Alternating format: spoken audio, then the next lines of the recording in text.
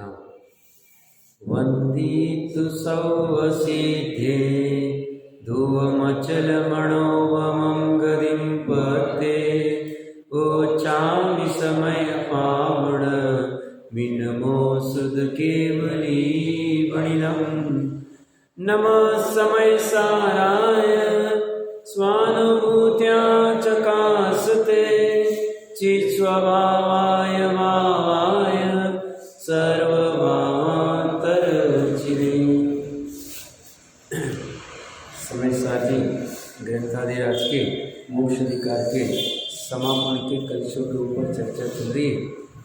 188 number के कलश में अमृतचंद्र आचार्य बहुत गजब की बात कह रहे। तो कह रहे आत्मा रूपी जो स्तंभ है उसको चित्त को उससे बांध के रखना है। कब तक? जब तक संपूर्ण आत्मा की पूर्ण आत्मा की प्राप्ति नहीं हो तब तक, केवल ज्ञान आदि न हो तब तक। ये इसी को अपने उपयोग को, चित्त को, अपने पर्याय को, अपनी परिणति को बांध के रखने का एकमात्र कारण है, क्योंकि संपूर्ण विश्व में विश्वास करने लायक यही वस्तु है और कोई वस्तु विश्वास करने लायक नहीं है। हम वर्तमान में तो अपना कलिकाल भी है, हुंडा और सर्पणी भी है। यहाँ तो पुत्र पिता भाई भाई बंधु आदि सभी मित्र ये कोई भी विश्वास करने लायक नहीं। ना पुद्गल विश्वास करने लायक है, ना दूसरे चेतन विश्वास करने लायक है। विश्वास करने योग्य एक ही वस्तु है और वह आत्मा रूपी स्तंभ है। और ये ऐसा अड़िग है कि जो कभी भी डिगता नहीं, कभी भी धोखा नहीं देगा, स्थिर ध्रुव बना रहता है। ऐसे अड़िग स्थिर अनादि निधन स्थायी ध्रुव स्तंभ का ही आलंबन करना और उसी से बन जाना। इसको बांधने के लिए कोई साकल आदि किसी की जरूरत नहीं। बस अपनी परिणति को, अपने उपयोग को इसका विश्वास हो जाए, इसकी प्रतीति हो जाए, सहज में अपने को उस तरफ जाने की इच्छा होगी। जैसे छोटे बच्चे को सिखाना नहीं पड़ता है कि तुम माँ के पास में बंद के रखो, माँ के इर्द गिर्द ही घूमता है। अब देखना छोटा बच्चा, मतलब 6 महीना साल 2 साल की बात वाले कर रहा हूँ, वो कहीं भी खेलेगा भी, इधर उधर जाएगा भी, बट नजर अपने माँ के पास ही लगा के रखता है बार बार। कहीं माँ ओझल हो गई तुरंत भागता है और उसके नजदीक जाता है, क्योंकि उसे पता है यही एक सेफ जगह है कि जहाँ पे मुझे कोई कठिनाई नहीं, कोई प्रतिकूलता नहीं, सब मेरा। उसे किसी ने सिखाया नहीं, अंदर से परिणति में आ रहा है। और मुनिराज इसीलिए मुनिराज एकांत में चले जाते हैं, प्राय मौन में रहते हैं, ताकि उपयोग निरंतर यहाँ बंधा रहे। जैसे वचन मिलाप होंगे, विकल्प खड़े होंगे, जुड़ान होगा और व्यग्रता आएगी। तो बहुत साइंटिफिक है। हमें लगता है मुनिराज करते क्या होंगे एकांत में, निरंतर ये काम चलता है। इसलिए देशव्रती श्रावक भी ज्यादा उलझता नहीं, परिणति को मर्यादा में ही रखता है। बुद्धिपूर्वक बाहर विकल्पों में जाएगा ही नहीं, ना पाप के विकल्प में, ना पुण्य के विकल्प में। वो भूमिका के ऊपर उठना चाहता है। इसलिए आगे के कलश में भी अमृतचंद्र आचार्य देव इसी की बात कर रहे हैं।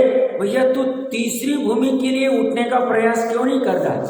तू नीचे गिरने का प्रयास क्यों कर रहा है? हमारे उपदेश को, हमारे अप्रतिक्रमण को न समझ के तू प्रतिक्रमण को छोड़ के वापस पहले वाले अप्रतिक्रमण में क्यों जाना चाहता है? इनडायरेक्टली वो प्रश्न खड़ा करके आश्चर्य खड़ा करना चाह रहे हैं कि ये करना तेरे लिए ठीक नहीं है।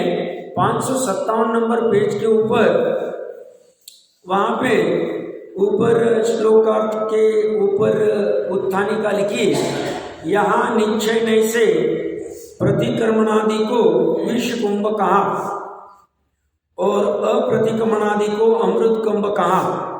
इसलिए यदि कोई विपरीत समझकर, उल्टा समझकर प्रतिक्रमणादि को छोड़कर प्रमादी हो जाए तो उसे समझाने के लिए कलश रूप काव्य कहते हैं। 191 नंबर का कलश है, वसंतिली का छंद है, भक्तांबर की धुन में पढ़ सकते इसको। यत्र प्रतिक्रमणमेव विषं प्रणीतं तत्र प्रतिक्रमणमेव सुधा उत स्यात् तत्किं प्रमाद्यति जन प्रपत्तन बोधोद किं नोर्ध्वमुदिरोऽति निष्प्रमाद। श्लोकांत बहुत सरल है। यत्र प्रतिक्रमणम एव विषम प्रणीतम, हे भाई जहाँ प्रतिक्रमण को ही विष कहा है, तत्र अप्रतिक्रमणम एव सुधा कुतः स्यात्, वहाँ अप्रतिक्रमण अमृत कहाँ से हो सकता है, अर्थात नहीं हो सकता है।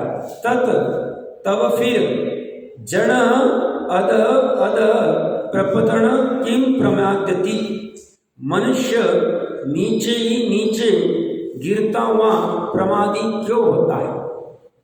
आचार्य देव को आश्चर्य होता है। अब यहाँ अप्रतिक्रमण का अर्थ पहले वाला अप्रतिक्रमण करना है, मतलब जहाँ पाप आदि करके भी, हिंसा आदि, झूठ आदि, विषय कषाय सेवन करके भी उससे लग रहा है ये मेरा स्वभाव है, उससे लग रहा है ये मेरा करने योग्य कार्य है। ऐसे जीव को ये मतलब ये नीचे नीचे क्यों गिर रहा है, मतलब ये प्रतिक्रमण को छोड़ के, खेद करना छोड़ के, मंद कषाय छोड़ के, निंदा करना छोड़ के, प्रायश्चित्त करना छोड़ के, यह जीव अप्रतिक्रमण में, अप्रतिक्रमण अमृत कहाँ से हो सकता।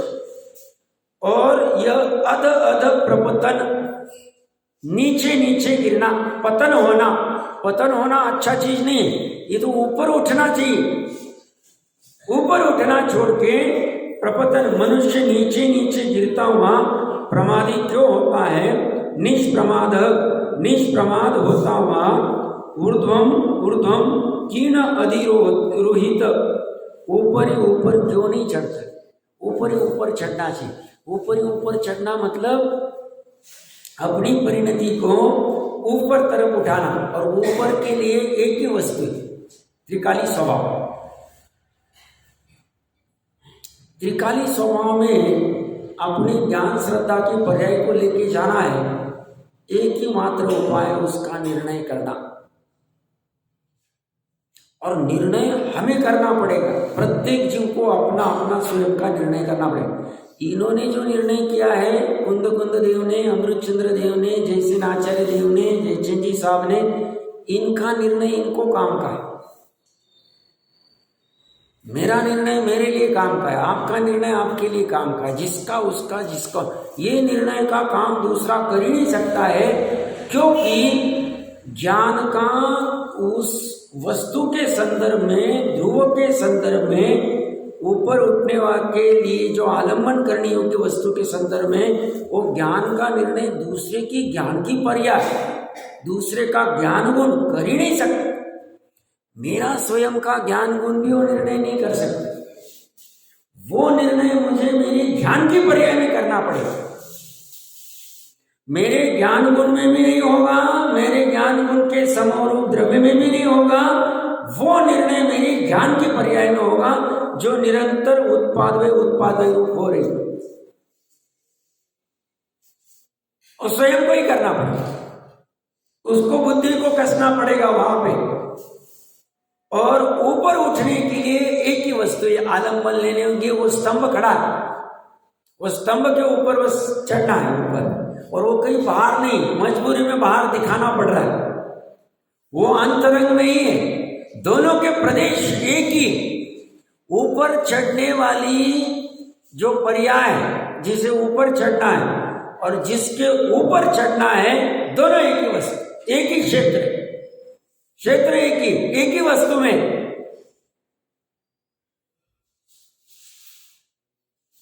भाव में फर्क है। एक का भाव अपरिणामी है, शाश्वत है, जिसके ऊपर चढ़ना है, और जिसे चढ़ना है वो पर्याय का भाव उत्पाद वाला है, बस उसी में काम कर जाना। काम अति दुर्लभ क्यों है? क्योंकि ये पर्याय इतनी फास्ट हो रही है, स्थिरता से जब तक निर्णय नहीं करे तब तक वो कला प्रकट नहीं होती चढ़ना कैसे। देखो प्रकरण कैसे चलता है, कहीं पे कहेंगे ग्रहण करने को कहेंगे, कहीं पे कहेंगे तादाद में होने को कहेंगे, कहीं पे कहेंगे छड़ने की बात कहेंगे। हमें अनुरूप ले लेना है, होगा कुछ नहीं, कहीं जाना नहीं, पर्याय को कहीं चढ़ना नहीं, पर्याय आत्मा के बाहर जा सकती नहीं। और पर्याय आत्मा के प्रदेश, प्रत्येक प्रदेश के ऊपर सहज में प्रकट होती है। ऐसा नहीं कि कोई पर्टिकुलर पर्याय आत्मा के आधे प्रदेशों में उत्पन्न हुई, 1/4 में हुई, 20% में हुई, या कभी गलती से वो बाहर चली गई, कभी होगा ही नहीं, किसी का भी नहीं होगा। अज्ञानी का नहीं होगा, ज्ञानी का नहीं होगा, दुरानुदुर्भवी का नहीं होगा, अभी किसी का नहीं होगा। पर्याय चतुष्क को छोड़ेगी नहीं और प्रत्येक प्रदेश के ऊपर होगी। उस पर्याय को ऊपर चढ़ना मतलब जो उसी क्षेत्र में पड़े हुए द्रव्य है उसको ग्रहण करना है, उसी को वो कहेंगे अप्रतिक्रमण। तीसरी भूमि उसी को कहेंगे ऊपर चढ़ गया है, इसका कल्याण हो गया, पतन नहीं हुआ, ये अशुद्ध भाव से शुद्ध भाव में आ गए।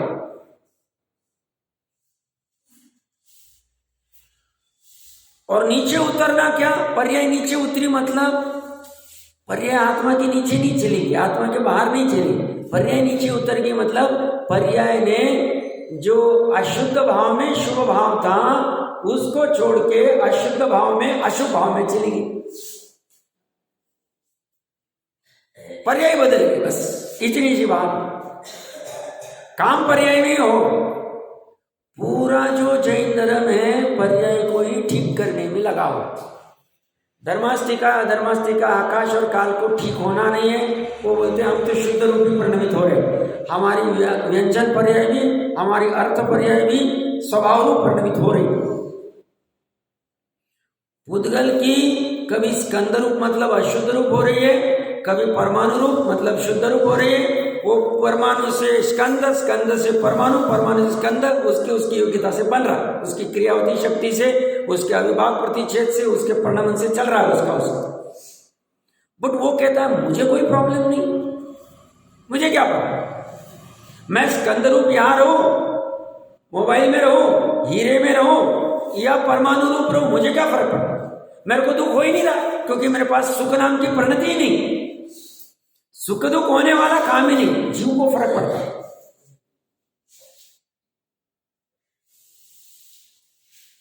शुद्ध उसे होना। तो पूरा जैन धर्म जो 12 अंग है वो किसके ऊपर फोकस कर रहे हैं?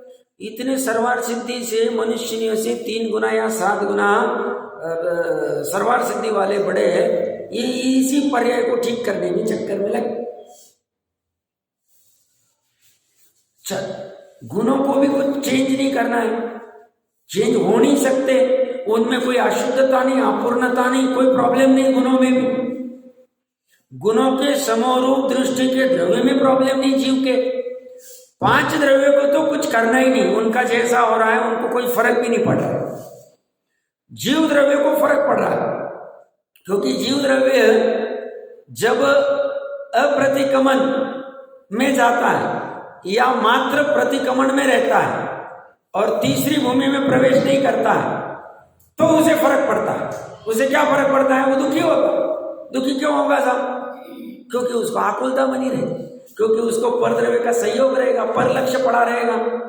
जब वो पहली भूमि वाला अप्रतिक्रमण करता है, मतलब विषय कषाय के सेवन में ही रत रहता है, उसी को स्वभाव मानता है, तो उसमें पाप कर्म के आश्रय होते हैं और पाप कर्म के आश्रय से उदय में दुख होता है। और जब वो प्रतिक्रमण में ही रहता है उस समय में पुण्य कर्म के आश्रय होते हैं और उसमें उसको पुण्य से इंद्रिय विषय आदि होते हैं, तो वहां जाके वो पापानुबंधी पुण्य करेगा, वो पुण्य उदय में आएगा। जो उसने द्रव्य प्रतिक्रमण से बांधा था वो उदय में आएगा, उसी में वापस नया पाप बांध के वापस घूमेगा। क्यों? क्योंकि उसको तीसरी भूमि पता नहीं, सच्चा सुख पता नहीं। तो जीव को फर्क पड़ता है। जीव को क्यों फर्क पड़ता है?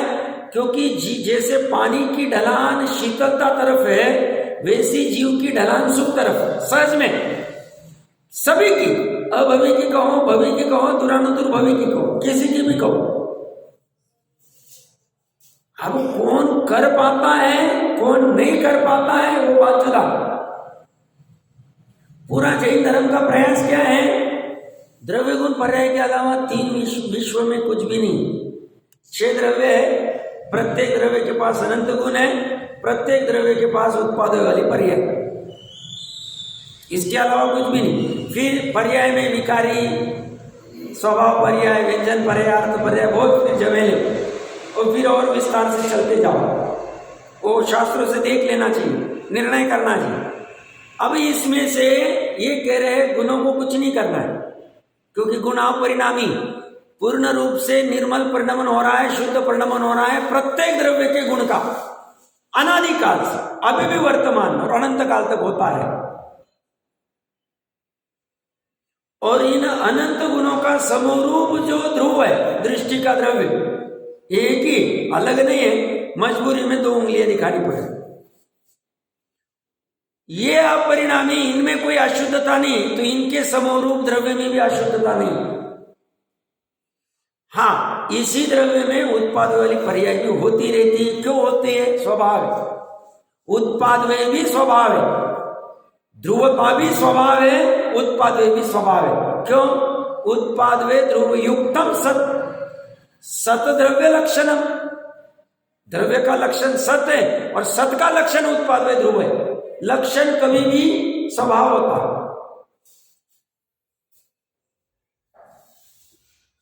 अब ये वर्तमान में राग द्वेष रूप है, बट ये निर्णय करना जरूरी है, ये राग द्वेष मेरे लिए सुखदायी या दुखदायी। मोह राग द्वेष, मुख्यतः से मोह राग द्वेष की चर्चा चलेगी, क्योंकि टोडरमल जी साहब ने अच्छे से ले लिया है कि नवीन कर्म बंध का कारण मात्र मोह राग द्वेष, जीव के गुण। तो ये मेरे लिए सुखदायी कि दुखदायी निर्णय करो।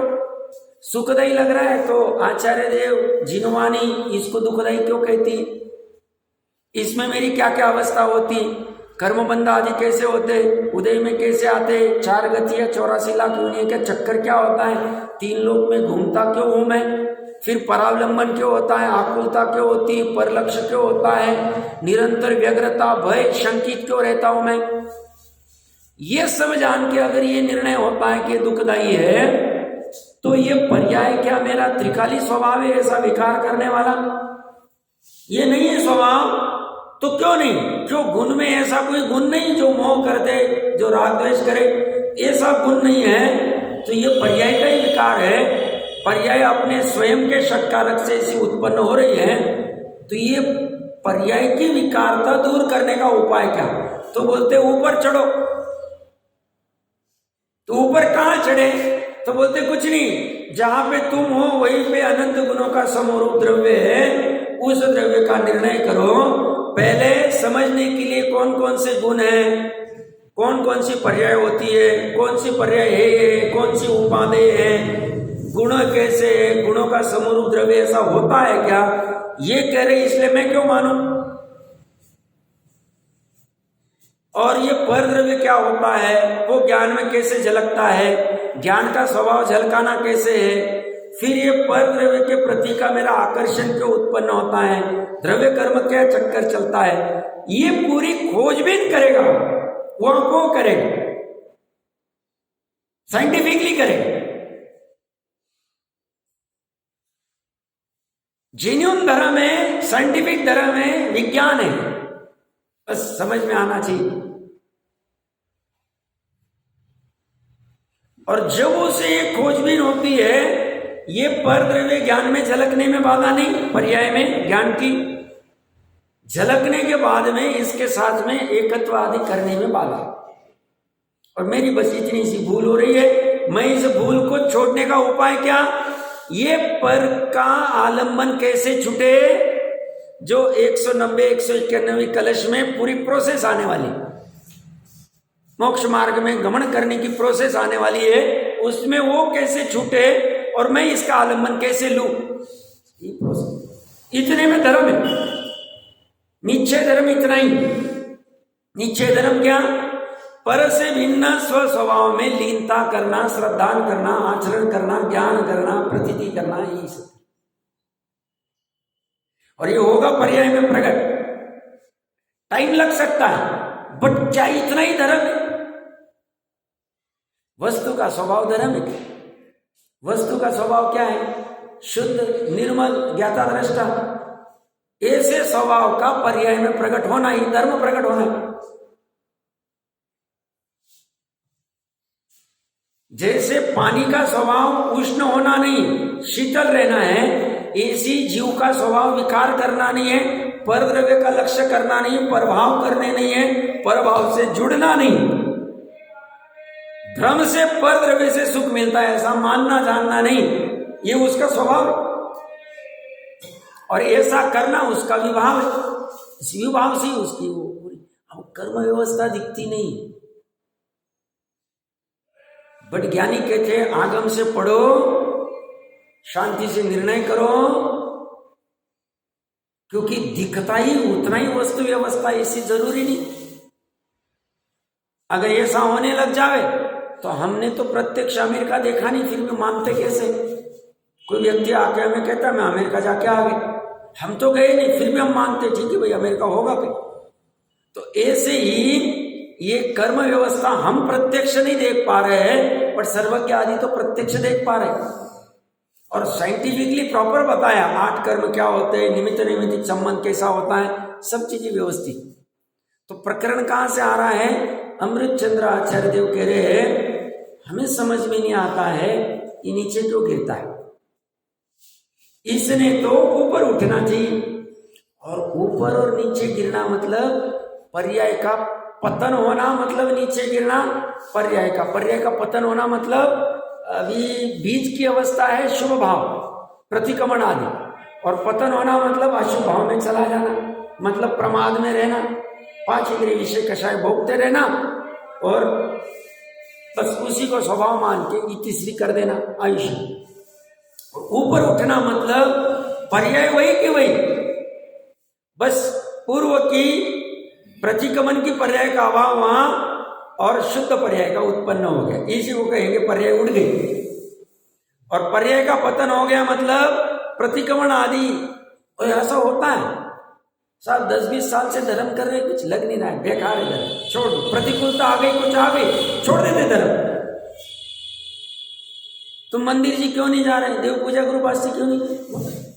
भाई जैसे बच्चे भी रहते हैं, बच्चे बचपन में माता पिता के अधीन रहते तो सामान्यता आते मंदिर आए, फिर बड़े हो जाते कुछ होते, क्या कुछ फर्क तो नहीं पड़ता, क्या हो, छोड़ दो, सामान्य हो जाता।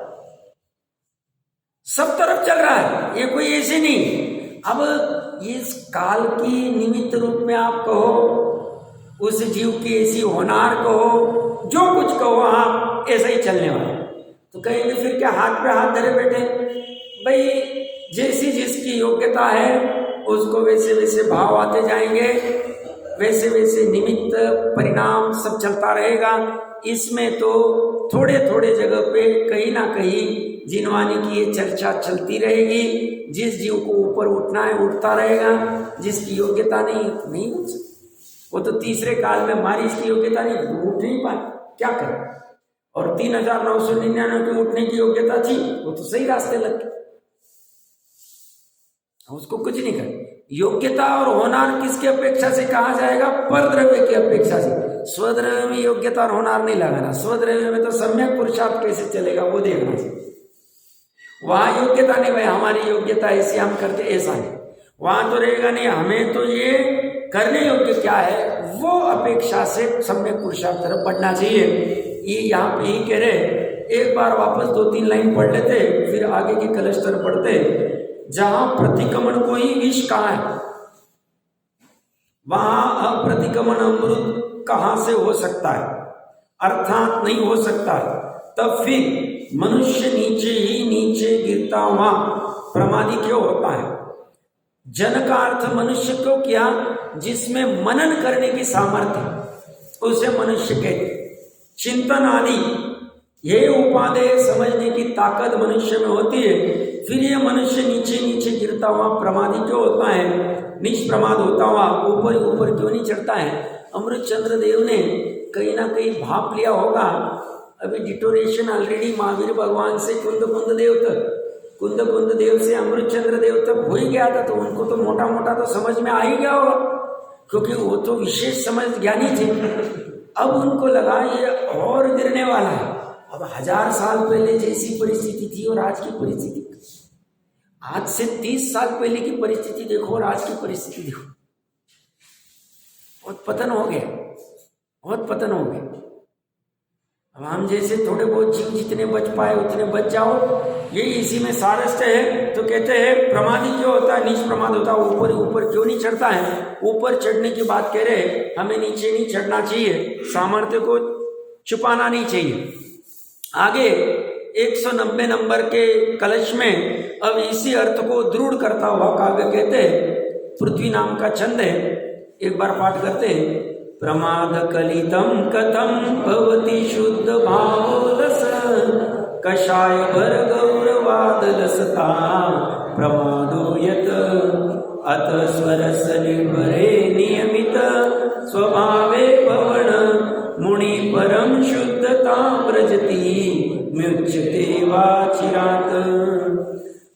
श्लोकार्थ में कह रहे, कषाय भर गौरवाद अलसता प्रमाद, कषाय के भार से, भारी होने से आलस्य का होना प्रमाद है।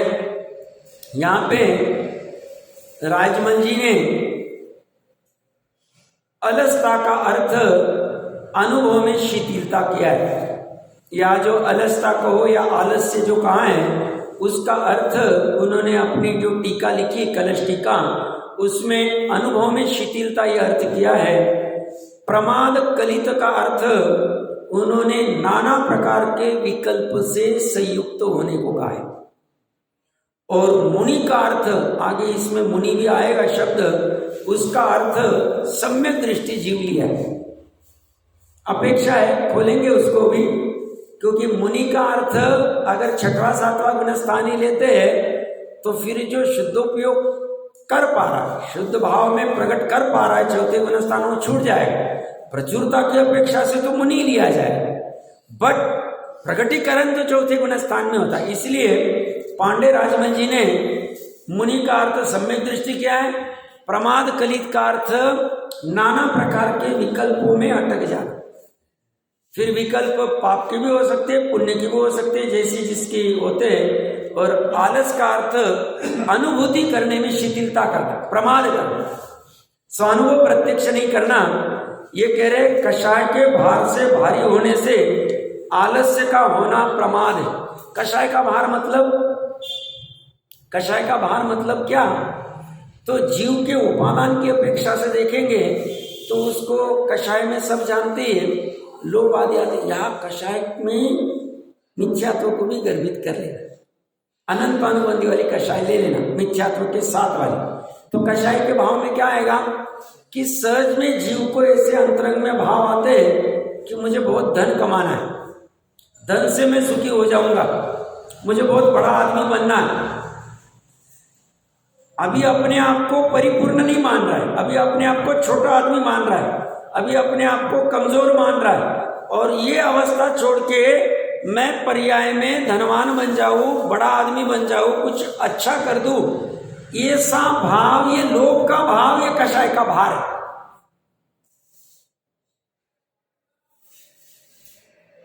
वर्तमान में क्या मान रहा है वो, अभी वर्तमान में अनंत गुणों का समूह द्रव्य परिपूर्ण है, कमजोर मान रहा है, कम मान रहा है अपने आप। वो करने के उसके भाव में, मेरा गांव में, नगर में, समाज में, यहाँ वहां कुछ नाम नहीं, मुझे कुछ करना चाहिए ताकि मेरा भी नाम हो जाए। अब वो जो उसे इस जन्म में नाम मिला है, रमेश, सुरेश, महेश आदि जो भी, उसको चमकाने का प्रयास कर रहा है। वो कह रहे अंदर चमका हुआ वस्तु ऑलरेडी पड़ी हुई, अब उस चमकी हुई, चमकती हुई, चकासती हुई, स्वानुभव चकासते, उस चकास्य वस्तु, प्रकाशित होती हुई वस्तु को उसको देखना नहीं, उसको तो जो चकचकी प्रकाशित हो ही नहीं सकती उसको प्रकाशमान करना है। ये हो गया कषाय का भार। अभी इस भार के चक्कर में वो 10, 20, 25 साल तक मेहनत करेगा, व्यापार धंधा करेगा 15-15 घंटे, और जीरो में से वैभव खड़ा करेगा, और उसे कोई कहेगा भैया तूने 15 साल ये जो मेहनत की बेकार की। ये तो कषाय का भार है। तो क्या बात कर रहे हो साहब, 15-15 घंटे मैंने मेहनत की, रात दिन एक किया मैंने, घर गृहस्थी देखी नहीं, भोजन पान देखा नहीं, इतना धन के पीछे घुमा मैं, इतने व्यापार की इतनी व्यवस्था बनाई, और आप कह रहे जीरो। तो ये सही वस्तु स्वरूप तुझे भ्रम किसने कहने को कहा था कि तू कमजोर है, तुझे ये पर द्रव्य के प्रति लोभ करना चाहिए, पर द्रव्य का आकर्षण करना चाहिए, रति करनी चाहिए, उसको प्राप्त करेगा तो ही तू सुखी होगा। ये तूने भ्रम बना के रखा था, तभी तू बड़ा बन पाएगा, तभी तू विशेष बन पाएगा। तो तूने वर्तमान में अपने त्रिकाली स्वभाव का तिरस्कार किया, वो परिपूर्ण होते हुए भी अपने आप को अपूर्ण माना। पर्याय में भ्रम भी पर्याय में हुआ, दुख भी पर्याय ही हो रही, पर्याय में ही दुख हो रहा। गुणों में दुख नहीं, गुणों के समरूप द्रव्य में दुख नहीं। वस्तु व्यवस्था इसी। अब अच्छे से पढ़ना, जिनवानी को समझ में सारांश इतना ही आए। भागता जा रहा, पूरी दुनिया भाग रही, 700 करोड़ जनता रात दिन क्या करे इसी के चक्कर में। मैंने धन का उदाहरण लिया, ये सब सभी का लेना। 5 इंद्रिय विषय का लोभ उत्पन्न हुआ, करे 5 इंद्रिय के विषय का लोभ। क्या मेरा ऐसा घर होना चाहिए, मेरी इसी, तो सब करना नहीं, कौन कह रहा है, भूमिका अनुसार कर, बट ये करने योग्य नहीं ऐसा निर्णय तो कर। तो उसमें अनंतानुबंधी वाला जोर नहीं आए, वो कषाय का भार नहीं आएगा, नहीं तो ये टेंशन में रहते। मैंने कभी कहा होगा कि उदाहरण पता नहीं, बॉम्बे में एक परिचित है, धन आदि अच्छा था, बट कुछ कारणवश योग नहीं मिल रहा था, खुद का घर नहीं बन रहा। खुद का जो घर था वो 1 BHK था, छोटा सा था, करोड़ों की संपत्ति, अच्छी थी पैसे, बट जहाँ भी जाता था कुछ ना कुछ कारणवश वो घर अच्छा नहीं लगता था, रेडीमेड ही लेना था। बंगला तो बॉम्बे में बनाने की कोई पॉसिबल ही नहीं, खुद का बनाना। अब रेडीमेड लेने जहाँ भी जाए कुछ ना कुछ प्रॉब्लम आता था, या तो फ्लोर नहीं जमता था, डायरेक्शन नहीं जमता था, एंट्री नहीं जमती थी, कुछ ना कुछ विकल्प रहे। तो 3-5 साल तक घूमते ही रहे, और हर समय कभी भी चर्चा होती थी, बोलते थे, अच्छे 20 साल पहले 15 साल पहले की बात कह रहा हूँ, तो हर समय वही दुख प्रकट करते थे, घर नहीं हो रहा है, घर नहीं। अंदर में कषाय का भार पड़ा है।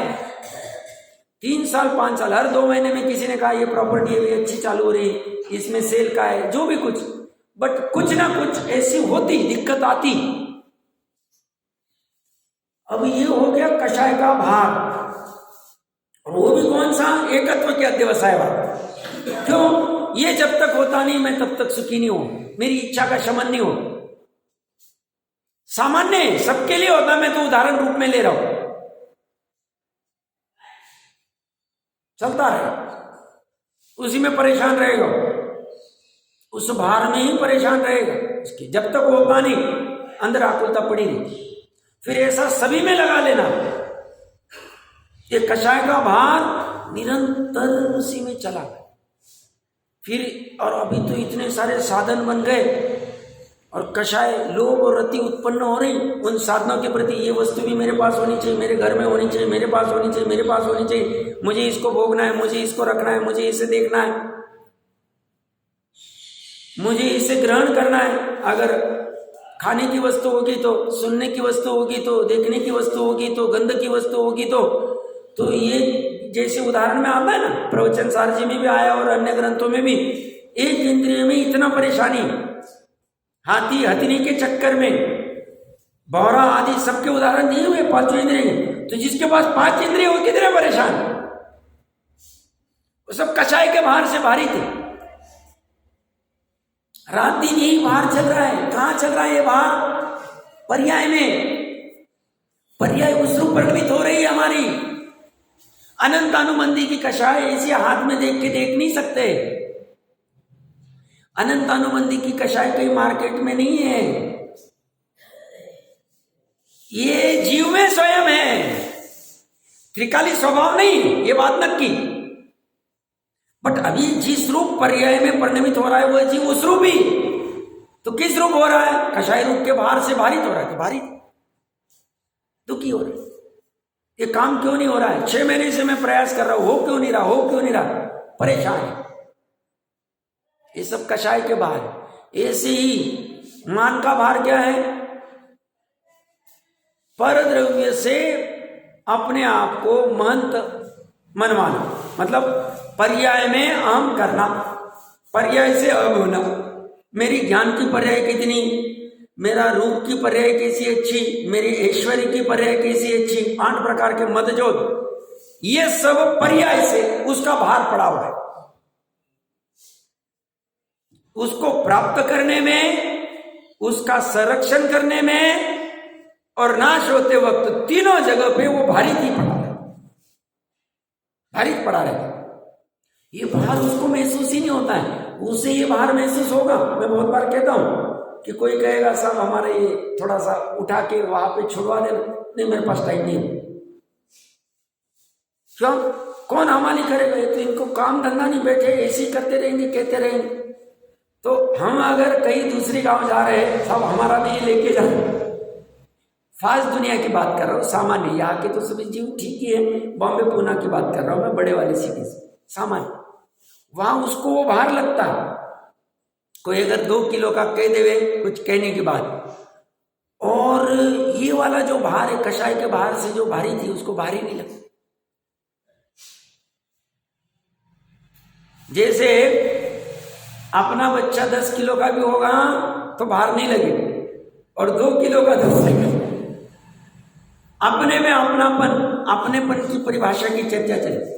अब इस कषाय में अपनापन कर लिया, एकत्व कर लिया है, और ये कहता है ऐसा करने योग्य, ये लोभ करने योग्य, ये क्रोध करने योग्य, ये मान करने योग्य, ये माया करने योग्य, ये छल करने योग्य।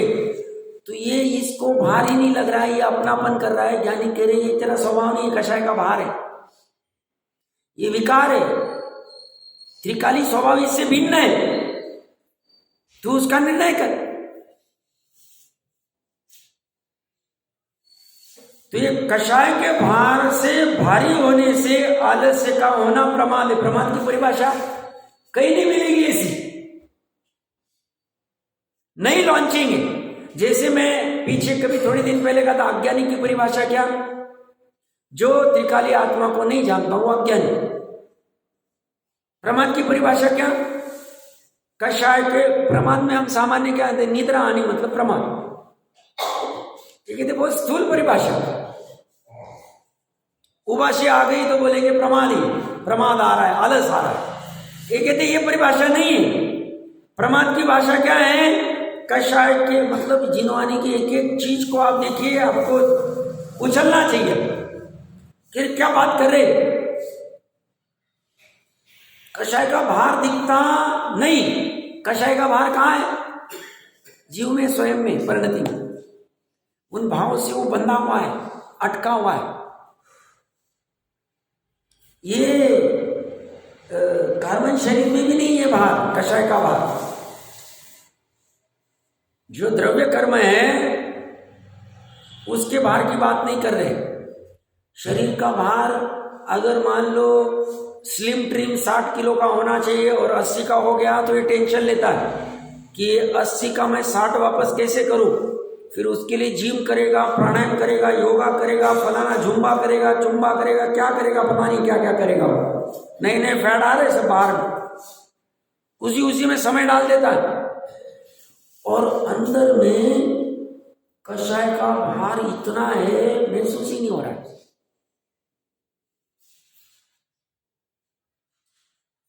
उद्वेलित, दुखी, सब पीड़ा जो ये डिप्रेशन आदि में जो बाहर में जा रहे हैं ना, ये मानसिकता के प्रॉब्लम्स आ रहे हैं बहुत से। ये जिसको आप बड़े कहते हैं, अभिनेता, अभिनेत्रिया या जो भी है, ये कहते हैं मैं 2 साल, हाँ मैं डिक्लेयर करता हूँ मैं 2 साल डिप्रेशन में था, मैं इसमें था। कारण क्या? कषाय का भार।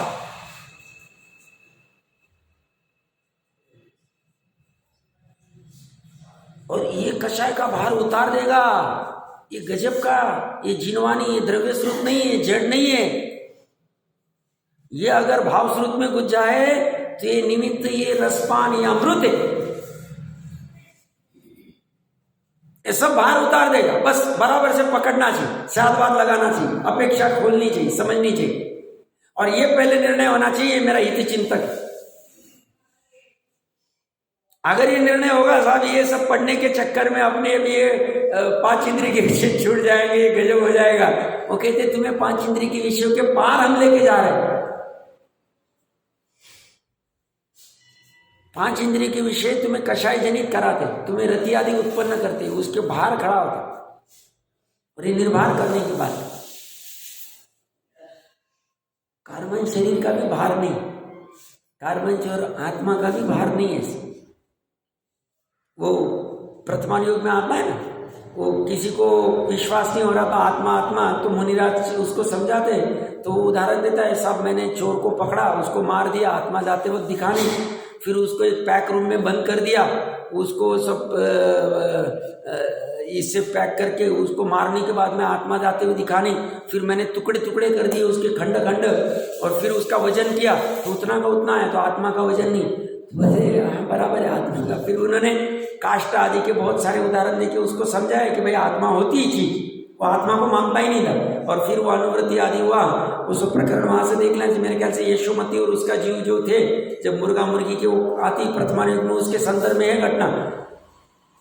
तो ऐसी आत्मा का अगर हम ये अपना वेट मशीन के ऊपर रखेंगे तो वजन कुछ, और श्रेणी का आत्मा अगर जब 3 दिन के बाद में सांप डालने के बाद में उसका वेट करते थे आत्मा का, कितना आ गया, कुछ भी नहीं आता, अमृतिक आत्मा का वेट ही नहीं।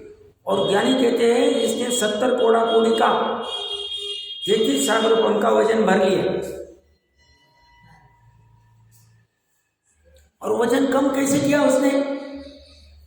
कौन सी योगा क्लास, कौन सी जिम में गया हो, कहाँ गया, कौन सी मॉर्निंग वॉक टॉर्निंग वॉक किया उसने, कौन सा मैंने ऑक्सीजन ग्रहण कर लिया, सब ऑक्सीजन ग्रहण करके मेरा फ्रेश हो जाएगा, ये कहते हैं उसने कुछ नहीं। 3 दिन बाद परिणति को ठीक कर दिया। जैसे ही परिणति को ठीक किया तो उसका वो 33 लाख रुपयों का भार 84,000 पे लेके आ गया। वो 70 कोड़ा कोड़ी का भाव अंत कोड़ा कोड़ी लेके आ गया।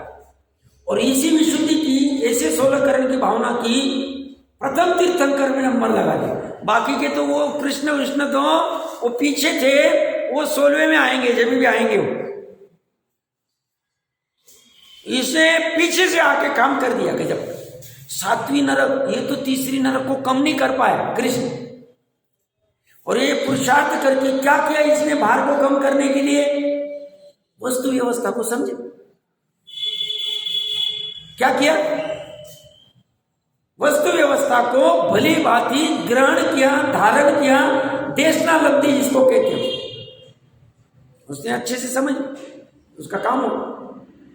और कृष्ण ने जितना समझ पाया उतने अपेक्षा से बाहर है, 3री नरक में गिरेगा, वो कम नहीं कर पाए। 3री से 2री भी नहीं कर पाए। तो भार बढ़ भी गया तो चिंता की बात नहीं। अभी वर्तमान और भविष्य में परिणति ठीक हो जाएगी, ये भार कम हो जाएगा। कषाय का भार किसने चढ़ाया? स्वयं ने। कैसे, क्यों चढ़ाया? अज्ञान की वजह से। किसका अज्ञान? वस्तु व्यवस्था का अज्ञान, स्वपर का अज्ञान, अपने अनादि निधन पूरी परिपूर्ण स्वभाव का अज्ञान, और कुछ भी कारण नहीं। कारण इतना भर, वो समझ जाओ, अज्ञान दूर कर दो, हो जाएगा काम। निर्णय कर लो कि यही मैं हूं, इतना ही मैं हूं, इससे अन्य नहीं और कुछ नहीं। ये निर्णय हो जाए, बाहर छूट जाए, फिर सहजता हो जाए, फिर तमाशगीर हो जाए। तमाशगीर कैसे हो? फिर ठीक है, चलता जा रहा है, जब होगा, जब काम होगा, भावना तो बनी रहेगी, बट तमाशगीर बनेगा साथ।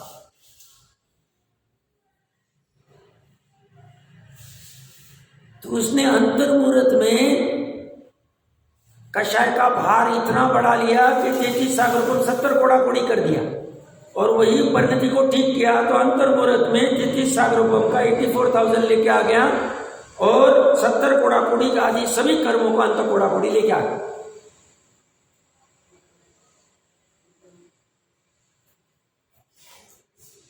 तो हमें भी डरने की आवश्यकता नहीं। भूतकाल चला गया, अज्ञान में होगा तो अज्ञान में है, सब ठीक, गलती हो गई पहले एक्सेप्ट करते हैं। अगर एक्सेप्ट नहीं करेंगे तो ऊपर उठने के चांस नहीं। हम अकड़ में पड़े रहेंगे, था हमने क्या इतना साल ऐसी धर्म किया, ऐसे क्या किया, ये क्या किया, ऐसे अकड़ में रहेगा तो काम ही नहीं होगा। तुम्हें विनयवान होना पड़ेगा, तुम्हें सरल होना पड़ेगा, तब तुम वहां जा पाओगे। तो उसके लिए ठीक है, सब गलती हो गई हमारी, अब बोलो क्या करना। कुछ नहीं, वस्तु व्यवस्था को समझ, वस्तु व्यवस्था जटिल भी नहीं। तो सब इतने अलग अलग प्रकार के कलर दिख रहे, डिजाइन दिख रहे, आकार दिख रहे, सभी पुद्गल एक ही इसमें डाल दो, खत्म हो गया। अभी हमको जानने की जरूरत नहीं, इसको फैन कहते हैं कि इसका स्पेलिंग क्या है, इसके कितने सेंटीमीटर कितने मिलीमीटर, कोई समझने की जरूरत। हमने निर्णय कर लिया वर्ण गंध रस स्पर्श में से कुछ एक है, पुद्गल है, जड़ है, पर है, खत्म हो गया। अब क्या करना अलग से, इतनी वस्तुओं को जानते कहां बैठेंगे, केवल ज्ञान होगा तब जान लेंगे। अभी इनको जानने का कषाय भी नहीं हमें बस इतना है, ये पर है कि स्व इतना जानना, खत्म। और स्व में भी जो स्थायी है उसको जानना है। स्व में उत्पाद वाला है नहीं जानना है, गुण भेद वाला है नहीं जानना है, किस रूप, अपनत्व रूप से। शुरू में समझने के लिए, निर्णय करने के लिए जानेंगे, सब भेद करके एक एक गुण को समझेंगे, एक एक पर्याय को समझेंगे, और सब दिमाग लगाएंगे, इसको सामान्य क्यों कहते हैं, इसको विशेष क्यों कहते हैं, इसको अर्थ क्यों कहते हैं, इसको विकार, सब समझेंगे। बट एक बार समझना हो गया, जब अनुभव की बात आएगी, समेटने की बात आएगी, तब सबको गौण करके अभेद में लीन हो जाए।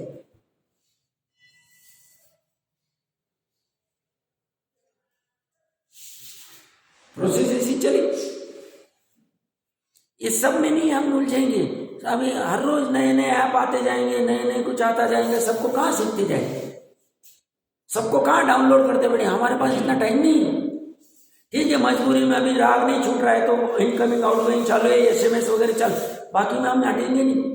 हम उपयोग क्यों खर्च करें इस वस्तु के ऊपर, जब ये पर वस्तु निर्णय होगी, सुखदायी ने दुखदायी होती नहीं है, तो मैं क्यों फंसू इसमें।